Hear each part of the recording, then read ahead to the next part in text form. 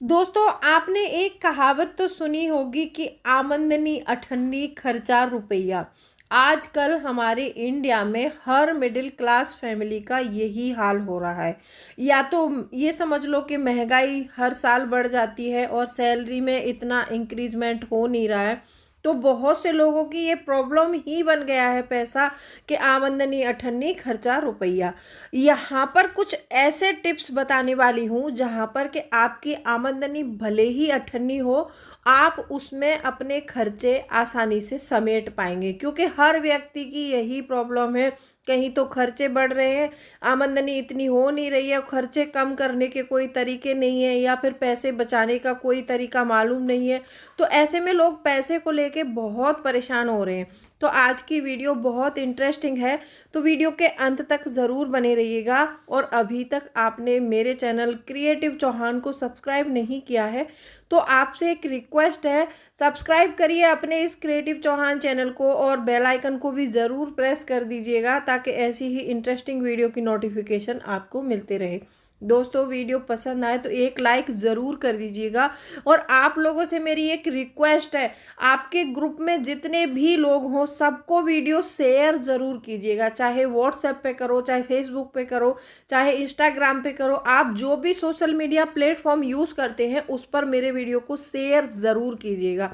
तो चलिए स्टार्ट करते हैं वीडियो को, जानते हैं कौन से हैं वो तरीके जिससे हमारा खर्च कम किया जा सकता है और जिनकी लो इनकम है वो भी पैसे बचा सकते हैं। तो आज का टॉपिक यही है कि how to save money with low income. सबसे पहला पॉइंट आता है, यदि आपकी इनकम लो है, आमदनी कम है, तो सबसे पहले एक खर्चों की डायरी बनाइए। बहुत से लोगों का ये मानना होता है कि पैसा कहाँ से आता है और कहाँ चला जाता है पता नहीं चलता है। यदि आपके साथ में भी यही हो रहा है कि पैसा आ रहा है और पता नहीं चल रहा है, तो आपके जो भी छोटे बड़े खर्चे हैं एक डायरी बनाइए और उस डायरी को हमेशा अपने पॉकेट में कैरी करिए। और आपके जो भी छोटे बड़े खर्चे आपके हाथ से हो रहे हैं सुबह से शाम तक, वो सारे खर्चे उस डायरी में राइट डाउन करिए। ठीक है, सबसे पहले मंथ में जब पैसा मैनेज करेंगे उस टाइम में आपको ये ज़रूर सबसे शुरुआत यहीं से करनी है। और आपके घर में यदि आपकी फैमिली है, बच्चे हैं, वहाँ पर कोई खर्च होता है तो अपनी फैमिली को भी बताइए कि तुम भी एक डायरी नोट पैड रखिए, उसमें अपना जो भी खर्च कर रहे हो सुबह से शाम तक वो सारा खर्च रिकॉर्ड करिए। क्योंकि बहुत से लोग ऐसे होते हैं कि अपने माइंड में खर्च को रखते हैं। आपने देखा होगा कि माइंड की इतनी ज़्यादा कैपेसिटी नहीं होती है कि वो 4 से 5 दिन भी पुराना कोई हिसाब हम याद नहीं रख सकते हैं। तो इसीलिए हमें एक डायरी बनानी है जिसको हम नाम देंगे हमारे खर्चों की डायरी, जब पैसे मैनेज करेंगे शुरू में तब। क्योंकि आमदनी कम है तो हमें कुछ ना कुछ तो करना ही पड़ेगा। तो यहाँ पर आपने पहले मंथ में खर्चे लिखे और दूसरे मंथ में आपको क्या करना है, एक अच्छा सा बजट बनाना है। जब हम बजट बनाते हैं और खर्चे लिखते हैं ना, तो आप देखेंगे कि अगले महीने में जब हम बजट बनाएंगे तो हमारे कम से कम 10 से 15% जो खर्च हमारा वैसे ही कम हो जाना है। क्योंकि जो चीज़ें हम बेफिजूल खर्च कर रहे हैं, जो पैसा हम ऐसे ही खर्च करके आ रहे हैं, वो सारे खर्चों को हम कट कर देंगे। क्योंकि हम जब राइट डाउन करेंगे तो हमें पता चलेगा कि हमने कहाँ फिजूल खर्ची की और कहाँ सही पैसा खर्च किया। तो आप एक डायरी बनाएं सबसे पहले महीने में। दूसरा पॉइंट आता है कि अपनी आय निर्धारित करें। अब आय निर्धारित कैसे करनी है आपको, मान लो आपने बजट बनाया, आपको 20,000 मंथली सैलरी मिलती है, आपने एक बजट बनाया।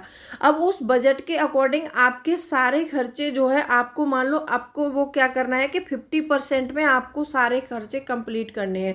अगर आपके 50% में नहीं हो पा रहे हैं 20,000 सैलरी के अकॉर्डिंग, तो आप क्या करेंगे, यहाँ पर 55% लेंगे, जो होगा 20,000 का हमारा 11,000। अब आपने एक बजट बनाया, वो 11,000 रुपये आपकी एक आय हो गई। जो खर्च है आपका उसका मतलब एक पेमेंट बना लो। जैसे आपने 11,000 का बजट बनाया तो आपको घर में 11,000 ही देना है।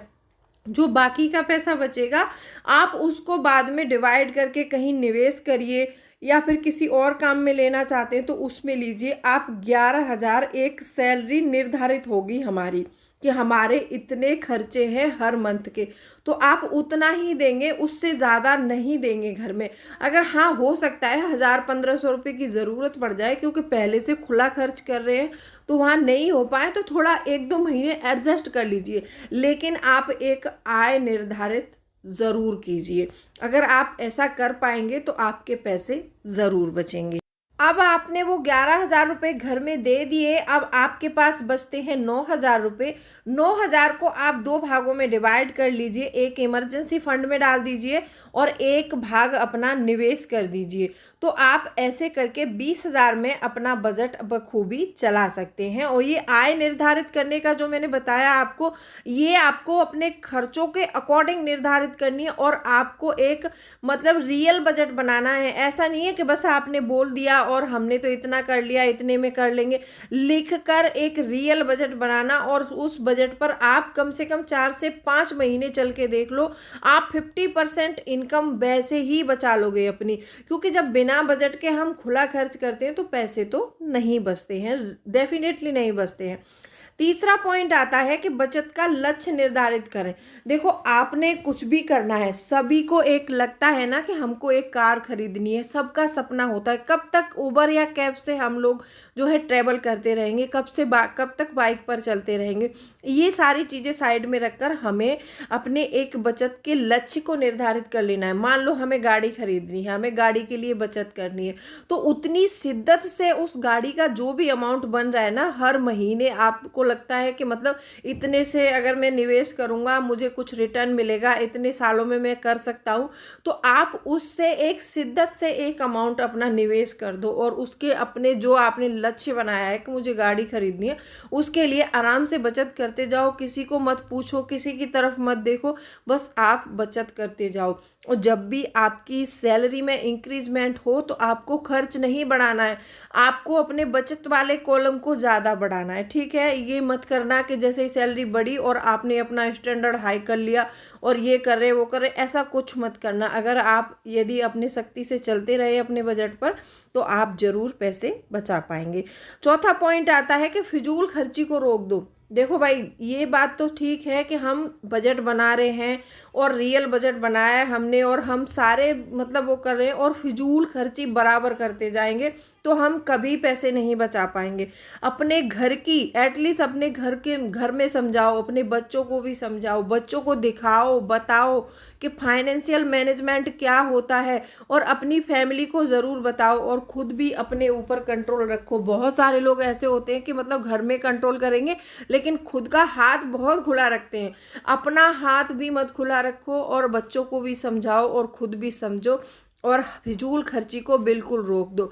बहुत सारे लोगों को मैंने अभी जो पिछले पॉइंट में बताया कि जैसे ही सैलरी बढ़ी और उनको मतलब खुजली होने लग जाती है कि चलो मॉल चलते हैं, चलो यहाँ चलते हैं, वहाँ चलते, कहीं मत जाओ भाई।